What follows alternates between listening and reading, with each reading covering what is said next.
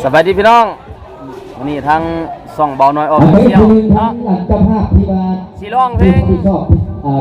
สีห้องให้พี่น้องฟังฝากกดติดตามกดไลค์กดแชร์กดซับสไครบ์เด้อทางช่อง YouTube เบาน้อยออฟฟิเชียลเนาะวันนี้มางานอยู่ที่สุขประหลวงเนาะสุขประหลวงอยู่ต่อหน้าวัดสุขประหลวงอีกพอเท่าไหร่นาทีข้างหน้าผู้ค้าทั้งเบาน้อยสีห้องเพลงให้พี่น้องฟังเนาะเป็นจังไหนกันฝากให้พี่น้องกดใจกดไลค์กดแชร์เพื่อเป็นกำลังใจให้ทั้งเบาน้อยเนาะอีกจะน้อยพบกันอยู่เทิงเวที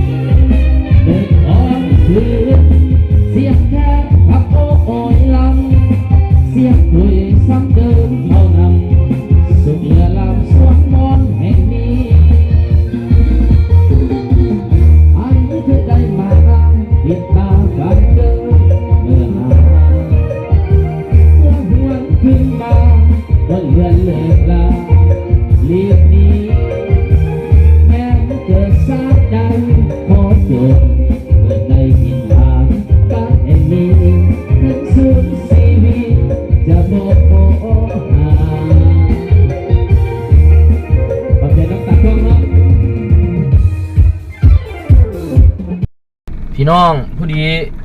ข้าพเจ้าเบาน้อยออกจากงานเล่นดนตรีที่สุขประหลวงเนาะอยู่หน้าวัดสุขประหลวงนั้นข้าเจ้าเปิดเด่นอีกแล้ว ก็เลยมาบ่ได้ถ่ายให้พี่ให้น้องเบิ่งเพราะว่ามีหลายนักห้องแต่ว่าผู้ข่าบ่ได้ถ่ายเนาะค่าเล่นกีตาร์แน่มือก็จับกีตาร์แต่ว่าออกจากงานมาเนาะผิดพลาดประการใดต้องขอโทษขออภัยกับพี่กับน้องเด้อผู้ข่าทั้งเบาน้อยสิได้กลับไปเฮือนอาบน้ำเปลี่ยนเครื่องสิไปงานต่ออยู่ที่บ้านปากเป่งอีกเนาะ ฝากให้พี่น้องกดไลค์กดแชร์กดติดตามเนาะเบิ่งทางเบาน้อยห้องเพลงในช่องเบาน้อย Official มื้อนี้เนาะขอขอบคุณเข้าใจน้ำพี่น้ำน้องหลายๆที่เขามาเบิ่งเด้อ